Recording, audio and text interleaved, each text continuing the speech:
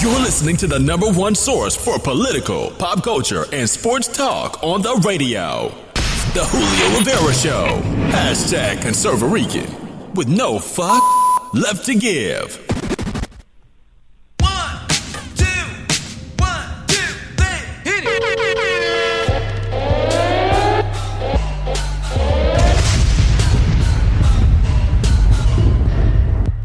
We are controlling transmission. Ladies and gentlemen, The Julio Rivera Show is on. And popping on this Thursday, September 15th, 2016, on the Lanterns Radio Network, it is Julio Rivera, the Julio Rivera Show, hashtag Conservarican, and so many things to discuss. This has been actually kind of a wacky week. Donald Trump unveiled what some are calling a very liberal child care plan. And some people are accusing him of pandering to women in this scenario here with the 6 weeks of maternity leave paid. I'm sure he's going to get a lot of opposition with that. I personally, and we're going to get into this with in the second segment with Vito and Vito, I believe that he's talking to women. A group, a voting bloc that he's maybe not too popular with based on some of the quotations that he's had. But the major issues behind this election, and I've said this at length on several previous broadcasts, are economic.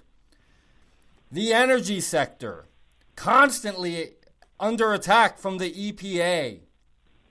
We need to come back behind an energy revolution. Radical environments have been threatening Trump's energy plan. There's been a lot of instances where they've attempted to block oil pipeline construction. The Keystone Pipeline is repeatedly shot down. We will be discussing this tonight at length. Tonight, if you weren't aware, we have Americans for Prosperity's Akash Chougele, their policy director, joining us. And he was on our show a couple of weeks ago when we were broadcasting live from Orlando at the Defending the American Dream Summit.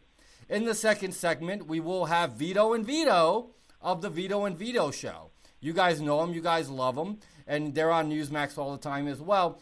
And my first guest, I am proud to have the privilege of having this man on.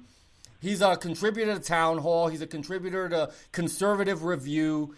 He is a very intelligent man. His name is Dr. Tom Borelli, and he's here. How are you this evening, Tom? Great, Julio. Thanks for having me. Well, I'm really excited to have you. I think that you're one of the smartest people that I see, conservative talking heads and opinion makers in the industry. But tonight we're going to discuss specifically something very important that's going on right now. Energy costs, you can directly tie to the cost of every product in the United States. Manufacturing costs, distribution costs, it all gets tied to energy. And we've been having some serious issues here. In Iowa, radicals set fire to a pipeline. Radical, protesters have done this. In Massachusetts, they used their cars to block the pipeline construction. In North Dakota, which is booming right now with jobs, activists attached themselves to equipment to block pipeline construction. This is not helpful to the cause of eventually turning around the economy. Now, you recently wrote a great piece where you discussed all of this.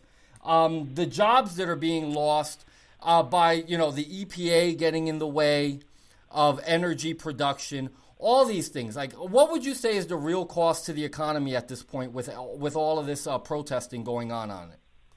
Well, it's huge. I don't have a number off the top of my head, but let's face it, as you mentioned in your introduction, is the fact that energy is, a key cost to every consumer and every manufacturer. And obviously, the higher energy costs go for the consumer, that means they have less money to spend on really life, liberty, and the pursuit of happiness. Manufacturers, higher energy costs will simply drive companies overseas. If you were a CEO of let's say you're a large car manufacturer, you want to make cars, energy is a huge input cost. So if you're a CEO, would you build a manufacturing facility in the United States, knowing that energy costs are going to be higher, or would you go offshore, go to China, India, or even Mexico? So clearly, if you're a CEO, knowing energy prices are higher, you're going to go to another country.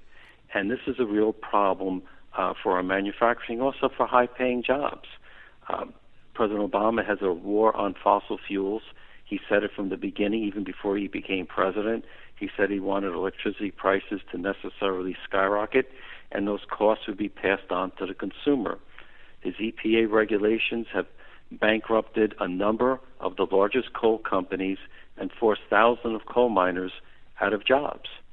So it's a war on high-paying jobs. It's a war on cheap energy, and this coming election is huge because Hillary Clinton and Donald Trump have completely opposite positions on energy.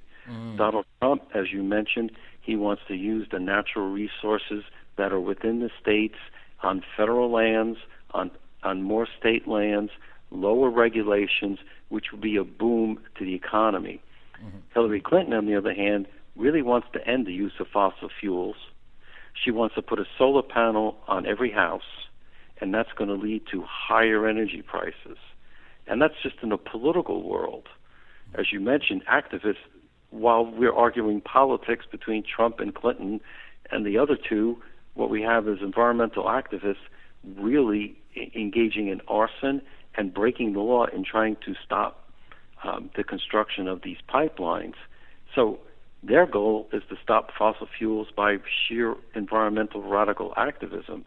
So if we have all the energy, but if we can't pump it, we can't deliver it, it can't be used. And again, that's another aspect of the war on cheap energy. Yeah, you know, I read a stat, and I actually brought this up, I think it was in the last episode. 4.5 million manufacturing jobs have been lost in this country during the Obama years. And I think it's directly attributable to the cost of energy because, like you said, where would you rather put that manufacturing facility, in the United States where the costs are exorbitant, or would you do it in another country where you could do it cheaper? And it's not just the manufacturing jobs. When you lose the manufacturing jobs, you lose the production and you lose the products. Those products still have to be moved. They have to be distributed. You have to put them on trucks. So there's transportation jobs that are being lost. There's warehousing jobs, picking and packing jobs that are being lost. There's jobs in, the back end, the office work and customer service and replacement orders and all that. All those jobs are being lost. So if they put the number at 4.5 million manufacturing jobs, the total job loss is actually, a lot larger than just that 4.5 million. Now, what is actually going on to combat this activism? Well, I guess the local police are trying to, arrest these protesters. But look, this is what the left does. While conservatives, have the best ideas, the progressives and the radical activists, they just do what they do best, which is intimidate and eliminate choice. Mm-hmm. So, and they whip up local politicians. They whip up the local media by doing these fancy demonstrations with people dressed up like who knows what, like a carnival. Mm-hmm. But this is all part of their game. But at the end of the day, this really harms those who could least afford to pay for it. People on fixed incomes, they're locked into their monthly budget. The higher energy costs go, the less they have to spend on other things. It's also a war on middle class. Mm-hmm. Coal miners, they have a great starting salary, $40,000, $50,000, $60,000 a year. Those jobs are being eliminated. Energy workers, frackers, the people working on the hydraulic fracturing, the way we get oil and natural gas from shale rock, they make, good salaries, in the $70,000, $80,000 range, I believe. Look, that's a hell of a lot more than flipping burgers at McDonald's at $15 an hour, which would be the highest, and that's what the left wants. Oh, yeah, they want to put limitations on people. Like, I'm going to read just a little bit from your piece, sure. And it was a great piece here on the commentary. Pipeline protests put job and energy security at risk. All right, in the state of North Dakota, right, there's about, let me see, they're working on this pipeline here, this project and it will bring about 4,000 jobs to North Dakota, South Dakota, Iowa, and Illinois, and generate $156 million in tax revenue. Tax revenue, which, I mean, I don't know why the liberals are arguing against tax revenue, that they, because I'm sure they have a lot of ideas on how they want to spend it once they get their hands on it. But not only that, there was the Pennsylvania Mariner East pipeline project. Environmentalists are protesting this project here, which would, provide 15,000 jobs and $100 million each year. I mean, what is the holdup with this thing? I mean, we have 95 million people unemployed in this country. The number that they're reporting for unemployment is false. There's no possible way that the true unemployment number is 5%. They're not counting people after their benefits expire. Do these, environmentalists to the liberal left, do they not have a basic concept of the way economics work? I mean, we have to actually produce jobs in this country. Otherwise, we're going to be slaves to the government, and a government that's failing economically because we're borrowing to the tune of almost $20 trillion in debt at this point. No, that's a great point. But as you know, Julio, if you're a progressive, all you think about is the action and what makes you feel good, and not about the consequences of those actions. And you just laid out a very good point in terms of the consequences of this environmental activism trying to stop the oil pipelines from being constructed. They don't care about the jobs. They don't think about that. They don't care about the low energy prices. All they think about is the emotion. Oh, my God, there's going to be a pipe underground and it's going to be pumping oil. Ultimately, it usually gets into the whole climate change issue where, fossil fuels, whether it be coal, oil, natural gas, when you burn them, what happens is, A, you get a lot of heat, which is a good thing, but B, you get carbon dioxide, and the left believes that carbon dioxide is a greenhouse gas, but they believe it's responsible for, catastrophic global warming, which hasn't happened. Most of the models, 90% of the models that predicted this catastrophic global warming have been wrong. But again, they don't need to worry about the consequences or even the facts. All they need to do is argue the emotion. And ironically, the fewer facts they have, the greater the environmental activism. Exactly, yeah, because it's all based on platitudes. They want to save a cicada. They're worrying about an iguana, if we got to move the iguana population. Like, come on, we're human beings. This is our Earth. I mean, if the consequences, there's some minor, because you have these, I forget what the actual, they're environmental engineers, I believe, that are worry about exactly what the consequences are to environment. It's always based around some sort of tree-hugging, animal-saving agenda when they don't realize that America itself as a country is failing. It's failing horribly, regardless of what the media may tell you. Our economy, we are in dire straits. We're at the point now where we're indebted to so many countries right now, and that in concert with Obama's foreign policy has marginalized the United States as a superpower across the world. We are far too dependent on other countries, and this would go far along towards us asserting our sovereignty if we can just produce more natural energy in this country. No, and that's a great point, because what another issue that they don't think about the consequences is, look, like it or not, we need this type of energy: oil, coal, natural gas. It's a fact of life. So if we don't get it from our own domestic production, where are we going to get it from? Well, we're going to get it from the countries that really do hate us, whether it's Russia, whether it's Iran, whether it's the people in Saudi Arabia. It's going to be the same thing. We're going to be giving more of our money to buy their energy rather than our money going to buy our energy. And the more energy goes supply and demand, the more supply, the lower the prices.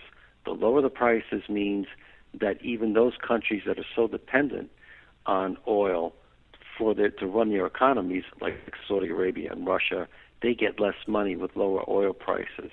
So not only is there the domestic economic benefit from oil and natural gas production, but also there's a huge foreign policy benefit.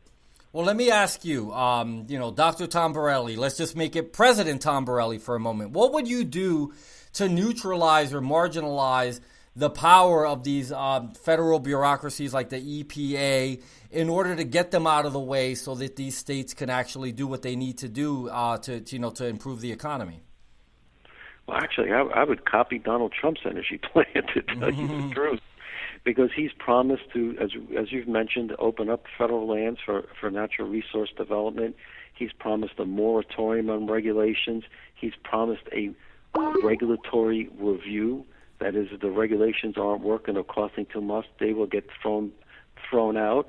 And this is why President Obama is so worried about a possibility of a President Trump, is that the vast majority of President Obama's success, quote unquote, air fingers quotes, is from his own actions through the executive branch, whether it be executive actions on immigration, executive orders, or regulations. All those can be a RAND deal. All those things can be tossed aside by President Trump. And this is what really worries him. Even the Paris Climate Change Agreement that Obama recently signed in China could also be not followed through with. So he's terrified because everything he's gotten, except for Obamacare, has been through the executive branch, and all of that can be reversed. And essentially, that's what Donald Trump is promising to do. He says he'll cancel the Paris Climate Change Agreement, the regulatory reform, the moratorium, and more energy development. I mean, that would be a plan to grow the economy, high-paying jobs, and take us a big step towards energy independence.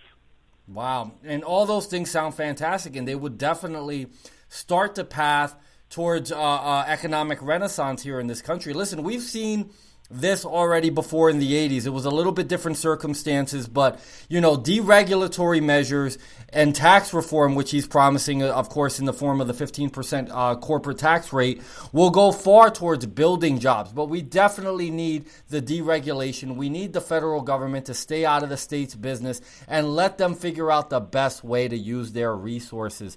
Dr. Tom, thank you so much for joining me this evening. Why don't you tell everybody where they can read your great articles?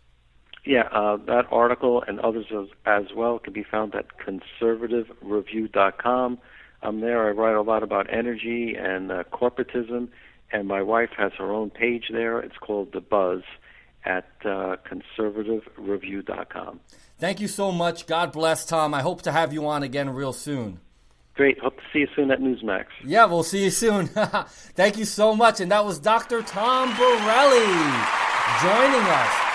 What an intelligent guy. I mean, this is a guy that he's one of the resources that I go to, and I like to read him, regarding these very important issues. And listen, on the other side of the break, I don't want you guys to go anywhere. We're going to have a hilarious segment with my buddies Vito and Vito, the Libertarian Barbarians. Don't go anywhere.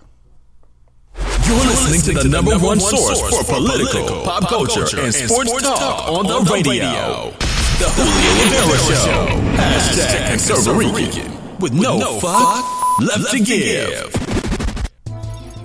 Hi, I'm Adam Moore, Apache helicopter pilot and COO of the Warrior Angels Foundation, a 501c3 with a superior treatment for our veterans suffering from TBI and PTSD. We have found a solution that pinpoints and treats the underlying condition and are providing that solution for veterans across the nation. But we need your help.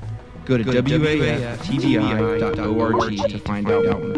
That's waftbi.org. Just stand by, guys. No problem. Find the Lanterns Radio Network on Stitcher, SoundCloud, Google Play, iTunes. Here he is. Hey, we got a picture of him? They can intercept this transmission at any time, so I'll be brief. Is this? The fight is here. The time is now. Go behind enemy lines. This is what happens when you engineer your own show. Player FM, YouTube, and other social media by searching keyword Lanterns Buzz or Lanterns Radio Network. Politics got you down? Is your team in last place? Is your significant other sleeping with your neighbor? Well, cheer up. The Julio Rivera Show is on. Deal with your problems afterwards. 1, 2, 1, 2, 3, hit it!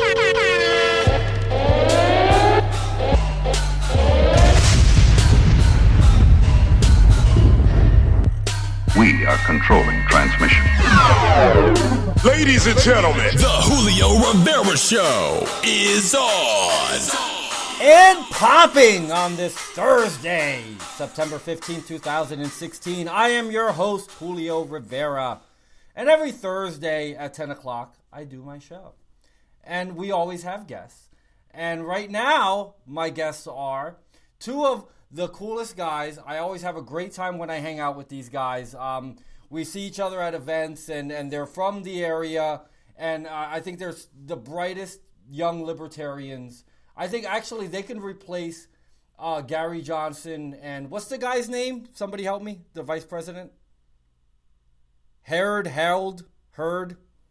What's their name? Anyway, they go by the name of Vito, and they're joining me now. How are you this evening, guys? Hey, what's up? How's it going? I'm good. I'm Puerto Rican in the house. Exactly, dude. It's Vito, and Tito tonight. There you go. We got a Jermaine, a Michael, and a Marlon coming later. Exactly, yes, and a Janet and a Reby. You know, so it's going to get crazy. It will get crazy. Listen, a lot of crazy things have been happening. I wanted to talk to you guys about this specifically, right? Because you guys are libertarians.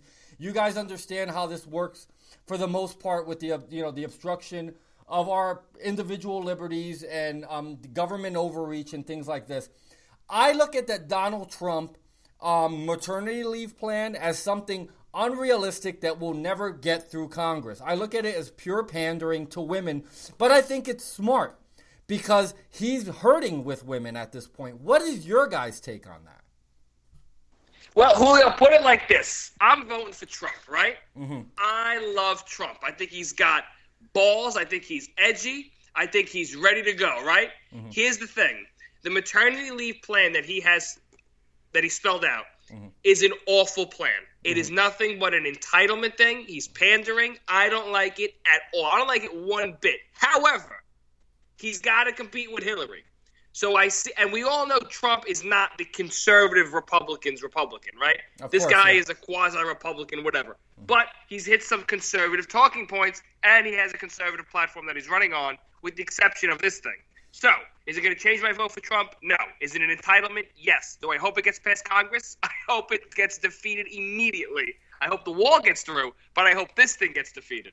Yeah, I don't think that, honestly, this is something that's actually going to work. I think that what it is, this is how I laid out, and I was thinking about this after Hillary had her little recent stumbles and bumbles and, all her health issues, is that he doesn't want to come off as a jerk. He's come off as a misogynistic, kind of insensitive man. So I think that his plan right now is to try to warm up to women with something like this. This is like, voodoo policy. There's no way that this is possibly going to pass, but it sounds good to women. Women are emotional voters. It'll bring them under our tent. And then he can attack her on her health issues when he actually can corner her in a debate situation.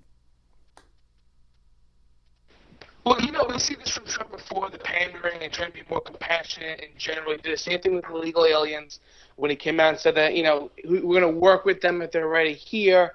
He's trying to come off as more compassionate. And even with the women voters, he's getting crushed by Hillary Clinton, especially with the women and African Americans. And he's trying to come up with a plan to come off as more compassionate. It's not conservative, but it is better than Hillary's plan. It's an alternative to the left, so he's taking that right position right now compared to Hillary's left. You know what? Not for nothing, I gotta disagree. I think Trump genuinely believes that illegal immigration is a problem in this country. Ultimately, Julio, I think that Trump really wants to fix America. What has he got to gain from a presidency right now? He's got all the money in the world. What else does he need?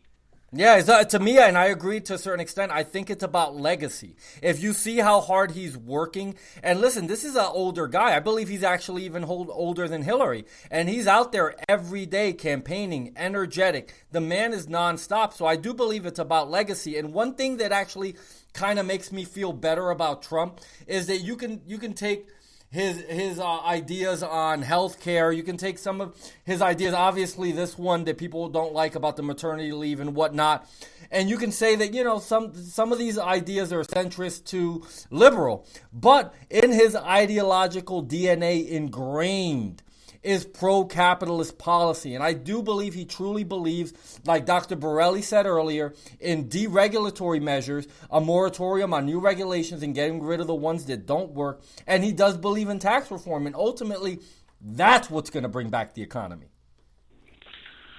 We've seen this from Donald Trump. He went all the way far to the right for the primary, and we expect him to come more towards the center. Not exactly what I or many other conservatives want to see him do, but we knew he was going to do this from the beginning. So he's coming towards the center with the maternity leave, with the immigration. Expect other things, even the tax reform. Everything happened with increasing tax on the rich. He's not as conservative as people think. And he knows he's not. And he's just playing to get the primary win, which he did. And he's going to move over to the center, still right of Hillary Clinton, but definitely a centrist Republican. And a total bull, Julio. You want to see the Vitos fight? You just started it right now. You just started a fight between the Vitos. Total bull. Donald Trump is not wavering on immigration. He had a whole immigration speech where he stood by his positions. No, he didn't. Yes, he did. On building a wall and deporting illegal he immigrants. He just said he's going to work with illegal immigrants and keep them in the country and work with them. No, he didn't. That is completely different from what he used to say. He said a lot of different things. I mean, you guys are both right to a certain extent, but go ahead, Vito P. Now, honestly, he's going to turn around. He said it before in his immigration speech. We're going to go after the bad guys, which is high priority, and worry about the rest of them later. Right now, the biggest priority is going after the people who are killing, like Kate Steinle. Remember Kate Steinle in San Francisco, Julio? Remember, listeners? Remember, Vito? Kate Steinle in San Francisco, who died at the hands of an illegal immigrant? We got to stop that, number one. Number two, he ain't coming to the middle on anything. He's not coming to the middle on zip. His tax code is solid. He's going to turn around. He's going to deport illegal immigrants. And he's standing by his Muslim ban. So I don't see where Donald Trump is messing up here. He ain't going to the middle. He's a stark contrast to Hillary. And I'm happy a guy like that is running for office. Well, let me actually throw some numbers at you. I wrote an article for Right Wing News a couple of months ago where I discussed and I kind of broke down Donald Trump's quotes. Granted, remember, I wrote this when I was still firmly, in the Cruz Never Trump camp, but I used numbers from the Pew Institute for Research and a couple of other, I believe it was like some crime bureau statistics or whatever. If you take, and let's use the conservative number of 11 million illegals are in this country. Or actually, I believe what they said was 11.3, and it was very actually convenient. It's 11.3 according to the Pew Institute, which, I think they're wrong. But if you look at illegal immigrants that are currently in the system right now, they're in jails, they're in prison, they're whatever they may be, federal prison, state prison, local prison, county prison, whatever, freaking in the tank, God knows. But there's only about 300,000 almost they fit that criteria of we're going to get those people out immediately. So if you look at it, the number as a whole, there's only 300,000 of these people that have been prosecuted and put through the system, right? So that's still going to leave, if you're going to let everyone or work with everyone else, you're working with at least 11 million of these people. It'd be different if the criminal numbers accounted for like 5 million, because then you'd be like, all right, we're going to lose about half of these people if we enforce, what Donald Trump is talking about. But we're only going to really lose a small percent of those if we only deport and are only committed to deporting the criminals that are here. Just like you said, that's a small percentage of how many millions of illegals there are in the country. Listen, every single one of them has committed a crime just by being in this country. Mm-hmm. It's illegal. That's number one. Number two, we can deport them because Obama has deported thousands. Bush has deported thousands. Millions. Yes, millions. So if we can count at least 11 million illegals, we can deport at least 11 million illegals. It's that simple.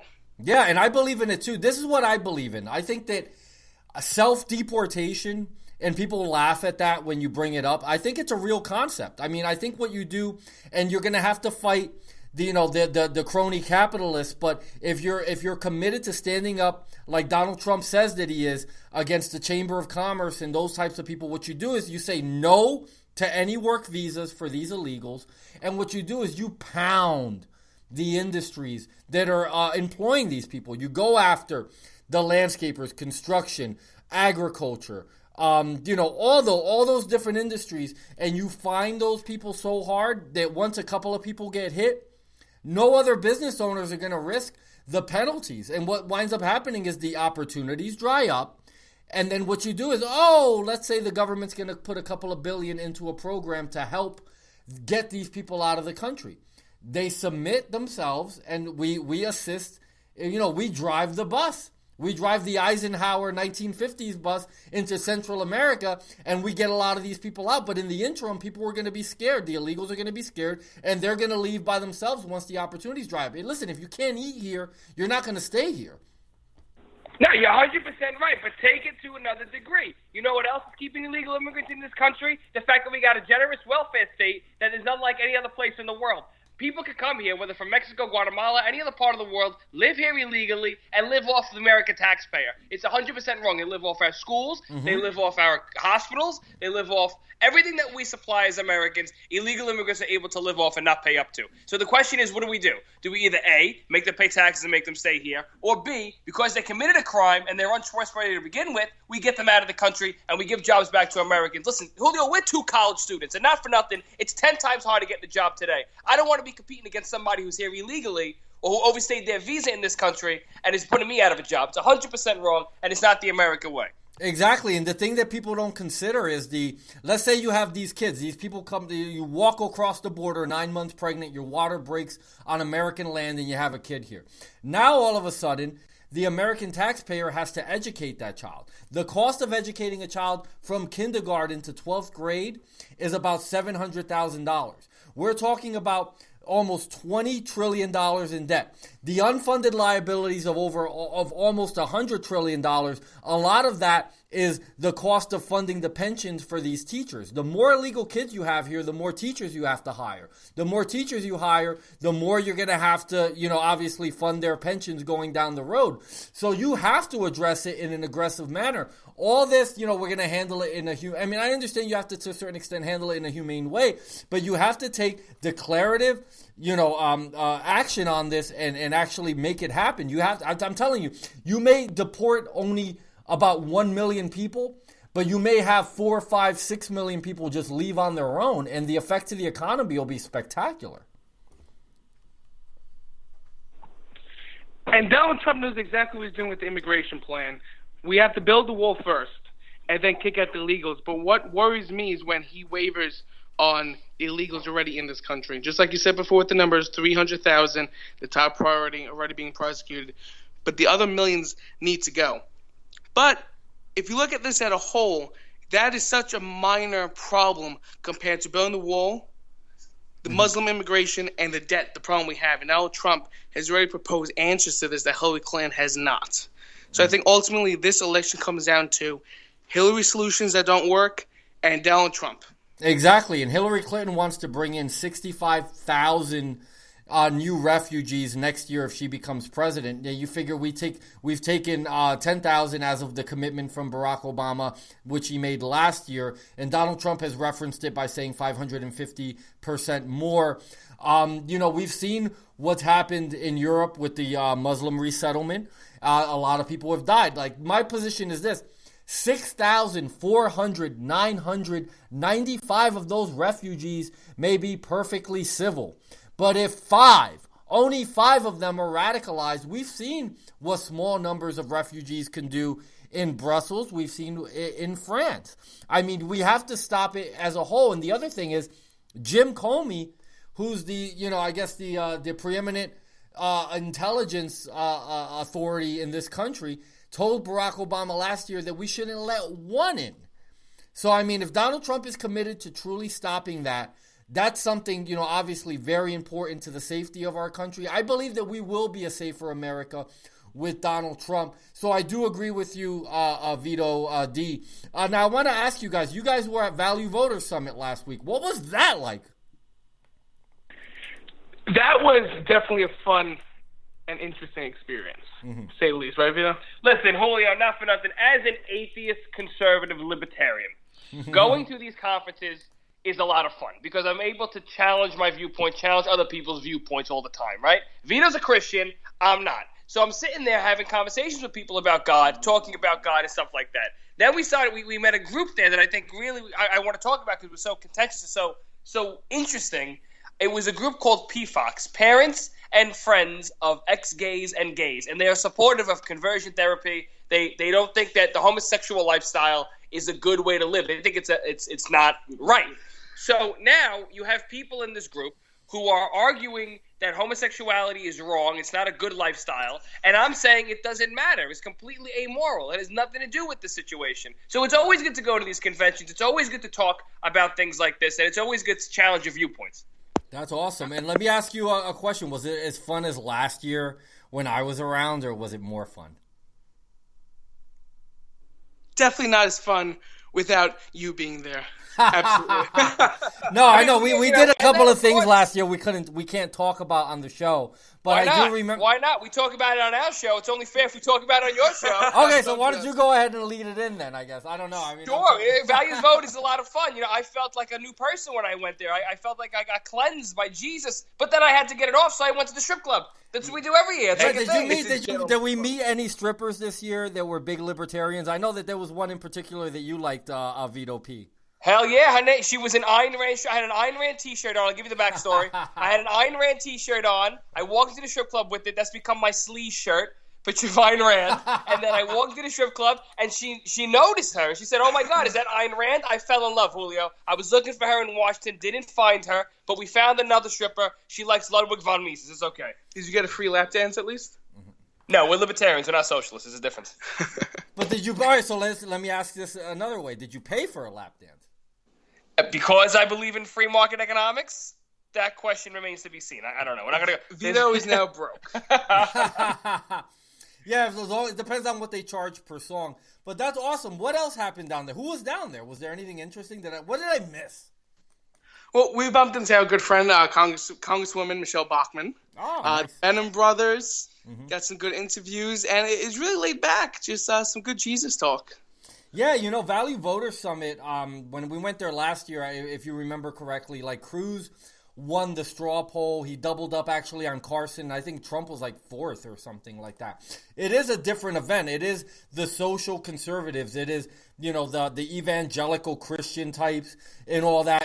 And that's why it's good to get Vito P's perspective in a sense, because the religious aspect doesn't really, come into play as much for you. And if you're a constitutionalist or a classical liberal, like most libertarian or like the libertarian platform truly is supposed to be, issues like that aren't issues that necessarily the government should be involved in. We should respect, the Bill of Rights, and people should be able to worship as they can. But religion isn't something that necessarily should be, I guess, regulated or, other than the defense of our religious rights, the federal government shouldn't even really be involved in that. Listen, Julio, I got no problem with Christians, and I'm not that type of an atheist. I'm like a Charles Kraftheimer atheist, or a George Will atheist. They call themselves low voltage. They're not like Richard Dawkins, who are out there yelling and screaming and calling these people stupid. Absolutely not. I thoroughly respect the ability of these people, and I thoroughly, respect the fact they could live their lives as they want, just like anybody else can live the lives they want, as long as they don't hurt anybody else. I got no problem with that. Ultimately, though, this is what I got to say. I don't like it when they, like you said before, when they start legislating things, they start bringing religion into politics. I'm not a fan of that. I don't like that. And I wanted to make that very, very clear. I got no problems with Christians. They're a big voting bloc, and I encourage them to join our side, and I hope they will, because they're against the things like big government and socialism and things like that. They believe in hard work and the Christian work ethic, and that's the thing that I support more than anything else. Yeah, do you think it's unfair sometimes? Like, you got, with Santorum, it was a little more justified, but like with Ted Cruz got this rap that he was a theocrat, and because the media wanted to go ahead and make him out to be one, but anybody that ever listened to him speak realizes that he believes in the 10th Amendment. He's not trying to legislate morality. Why do conservatives, you think, get such a bad rap? The liberal media tries to throw it on them that they're Bible thumpers and that they're trying to beat it down your throat. Because that's how they want to win. They want to make us look out to be like stiffs and something like that, which is total bull. We got some of the greatest people fighting for our cause, fighting for causes that I think every sane person in America would agree with. Ted Cruz is in no way, shape, or form a theocrat. Ted Cruz is a constitutionalist. He's a conservative. He's got libertarian tendencies. I love Ted Cruz. I supported Ted Cruz. I was Ted Cruz's biggest supporter up until the day he dropped out. Then I saw Trump as a second option. I went with him.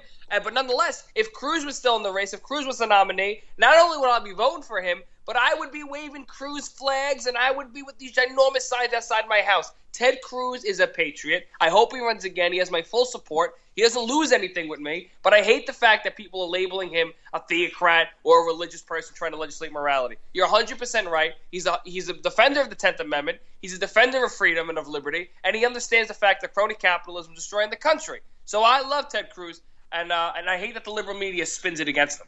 Why don't you tell my listeners a little bit about your show and what's been going on with your show lately? Well, the Vito and Vito Show. First, check out the website, www.vitoandvito.com, and follow us on Twitter, Instagram, and Facebook at Vito and Vito Show. Next week, we broadcast live Thursdays, 8 p.m. Eastern. Next week, we have a great show all based around Islam. We have Christopher Logan, big Islam activist here in the United States, and Tommy Robinson out of the UK, huge Islamic activist over in the UK. So it's going to be a big Islamic show for all you fans out there. And you couldn't get Kareem Abdul-Jabbar? No, he didn't want to. I don't know. He didn't want to join us. And Muhammad never got our emails back. So you should have asked him. You could have like shown him, emailed him the picture that you drew of him, and see whether or not he liked it. Maybe he would have took it like the girl in Titanic, like, whoa, wow, how romantic. He drew a picture of me. Yeah, but the ending wasn't so good, Julio. Remember, one of them dies, and I don't want to be the guy who dies. Listen, I'll give you this much. We might even have a special guest coming on next week. It's a surprise, but I'll give you a hint. Her first name is Pamela. Last name is... Oh, I know. Is it a G and it ends in an R? Could possibly be. We're working out the details, but if she joins us, that's going to be a powerhouse show. Please, I'm telling you, if you're against the Islamization of America and the world, you want to save Western civilization, tune in next week to Vito and Vito, 8 p.m. Eastern Time, www.vitoandvito.com. And why don't you guys tell us what your individual Twitters and whatever. Give us all your information, because I want everybody to follow you. I hope they love us. It's I hope they love me more. At Vito, VITO_PALMERI. At Vito_Palmieri. That's my personal Twitter. It's all political. But check out the show, at Vito and Vito Show. Here's Vito's. My personal Twitter is at VitoD226. But more importantly, at Vito and Vito Show. That's everything political. And, of course, the Facebook at the Vito and Vito Show. Yeah, we got to get together again, man. I feel like it's been way too long since we've hung out and thrown a couple of them back. So hopefully we can get that done soon. Absolutely, dude. Listen, we need to, we got to meet the quota. We need, a black guy, a Puerto Rican, and a woman. I mean, if we get that done, we might even become on CNN, right? Sounds like a sick joke. Yeah, definitely. But listen, I love you guys. Come back to the show soon. I've always been a big fan of you guys, and I can't believe it's taken this long to get you on the show, but we'll definitely have you back again soon. Thank you so much for being here. Vito and Vito of the Vito and Vito Show. Absolutely love these guys. Great friends. We always have a great time whenever we're at events together. And on the other side of the break, we're going to have from Americans for Prosperity, Akash Chougele joining us soon to talk policy. Don't go anywhere. You're listening to the number one source for political, pop culture, and sports talk on the radio. The Julio Rivera Show. Hashtag Conservarican. With no fuck left to give. Hi, I'm Adam Moore, Apache helicopter pilot and COO of the Warrior Angels Foundation, a 501c3 with the superior treatment for our veterans suffering from TBI and PTSD. We have found a solution that pinpoints and treats the underlying condition and are providing that solution for veterans across the nation, but we need your help. Go to waftbi.org to find out more. That's waftbi.org. Find Lanterns Radio Network on Stitcher, SoundCloud, Google Play, iTunes. They can intercept this transmission at any time, so I'll be brief. The fight is here. The time is now. Go behind enemy lines. YouTube and other social media by searching keyword Lanterns Buzz or Lanterns Radio Network. Politics got you down. Is your team in last place? Is your significant other sleeping with your neighbor? Well, cheer up. The Julio Rivera Show is on. Deal with your problems afterwards. The most important.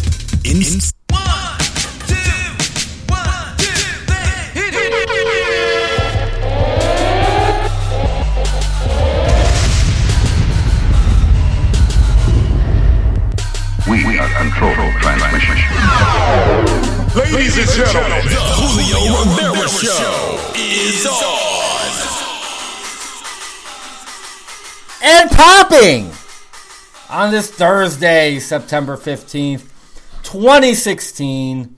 We're so close to the election here. And things are actually starting to go right.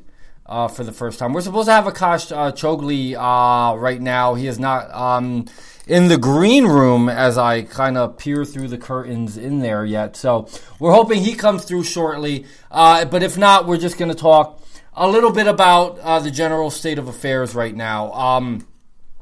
I am worried, truly worried regarding what may actually go down within the Democrats. With Hillary Clinton and everything that we're seeing, she's falling apart. I mean, she is falling apart at the rate of a leper. I mean, there are some really serious issues going on right now with her campaign, her candidacy, and her personal health. I mean, what I'm afraid of, and this is actually a very real possibility, is that the DNC, the Democratic National Committee, may decide in the very, not too distant future, while they still have time to try to reverse course here and take her off the ticket. If the perception is that she is not strong enough physically, emotionally, we certainly know that morally she is not strong enough to do the job, then they may go with the moderate Tim Kaine. They can pull Joe Biden out of their butts. They can pull Bernie Sanders out of their butts. Any ticket that they try to manufacture that includes Bernie Sanders, that includes Joe Biden, will be a very viable ticket. It's something that they can actually win the election with. And the reason being is that Donald Trump has never really had the Republican base the way a conventional candidate would. You have to consider the fact that a lot of independents are running to him, but a lot of independents at the same time were the people that propped up Bernie Sanders in the first place. I don't agree with Bernie Sanders. I think his policies are ludicrous. I think he's un-American. I don't think he's even fit to serve the Senate, based on the fact that I don't believe he believes in the Constitution. He does not believe in free market capitalism. He believes in government control and statism as long as it's democratically elected officials that exercise that obstructive force on the people as long as they're elected. I mean, I think it's insanity. But we're going to see whether or not they reverse course shortly, and they don't have a lot of time to do it. As I mentioned earlier when I was discussing this with Vito and Vito, Donald Trump is doing a fantastic job right now of reaching out to women. That is a voting bloc which the perception is that he's had a lot of issues with, based on some of the comments he's made about Rosie O'Donnell, which I can't say I disagreed with. The Megyn Kelly bleeding comment was a little edgier, but at the same time, I'm sure it did nothing to endear him to women. We'll see eventually if this strategy actually works. And listen, at this point, and I think Vito said it himself, and I'll let you guess which Vito I'm talking about, whether it's P or D, said that it is to a certain extent pandering. And it actually was Vito D, my man, that said that. But when you're trying to win a national election and you're trying to get independents to come over to you, you're trying to win every voting bloc which is not conventionally with you. Will Donald Trump win conservative, Republican, white men? Of course he will. Is that the largest voting bloc in America? Probably. But at the same time, when you consider that the Democrats will pander to homosexuals. They'll pander to illegal immigrants. They'll pander to minorities. They'll pander to everyone and try to make them feel good and cushy about making the decision to pull the lever for Hillary. Maybe it's time for Donald Trump to try his best to reach out to another major voting bloc, which is women in general. I personally think that the 6 weeks of maternity leave will get met with opposition by the Chamber of Commerce. The businesses that they actually have to pay for this are going to say, hell no. And I don't blame them for not doing it. And it is a very liberal policy. It's not a policy that I agree with. But I know that these congressmen that are bought and sold by these these K Street lobbyists, a lot of them are on the commerce side, they're not going to want to pay for it. So guess what? That legislation is going to die. It will never make it to Trump's desk to sign. But in the course of doing so, if he's able to turn on, a lot of women to maybe some of his other policies, and they decide that maybe, hey, the country's been failing for the last 7.5 years. It's time to go in a new direction. Maybe Trump is the guy that can take us in that direction. We don't have another option. You certainly can't count on crazy Gary Johnson to try to win enough votes to make a difference. He's more an obstructionist than anything. And it's sad because I consider myself somewhat of a libertarian myself. It's a great party, and what they stand for are some really great ideals that fall in line with constitutional conservatism. Classical liberalism is a tent that encompasses not only the libertarian and the true libertarians, the non-Gary Johnson ones, but the Ted Cruz conservatives. The man they call Darrell Castle, if you look at ideological alignment, he's probably the guy that lines up the best with me. But he has a slightly better chance of winning the presidency than I do. And I'm not running an active campaign. Anybody that tells you they're voting your conscience, if you're a Republican, a conservative, someone that knows that the country is going in the wrong direction, if anybody tries to convince you that anything other than voting for Donald Trump is the right thing to do, they are out of their ever-loving minds. It's Donald Trump or the march towards death panels and bread lines. If Hillary Clinton has her way, the third term of Barack Hussein Obama, which is what Hillary Clinton would be, will fundamentally destroy our constitutional system. Someone who's operated in the most lawless manner I've ever seen in my life, when you consider the pay to play, endangering the United States and endangering Israel by making favorable deals with countries that fund terrorism against the West and against Israel. It has to stop. We need someone bold and brash and bombastic enough to stop it. I believe that's Donald Trump. Even if from a policy perspective, he's not the perfect guy to do it. It's still much better than what we're going to get from Hillary Clinton. And if you're never Trump, I implore you, as I have been for weeks, to stop the insanity. Come over to the side of logic and reason. This is it, folks. November. We're not that far away from it. Let's give 2020 a realistic shot of happening, because I really don't believe that Trump will do more than one term. Let's not screw over future generations. Let's do the right thing. My name is Julio Rivera. On this Thursday, September 15th, 2016, the Julio Rivera Show, hashtag Conservarican on the Lanterns Radio Network. You experienced Dr. Tom Borelli and Vito. Thank you so much for joining us. God bless, and God bless America.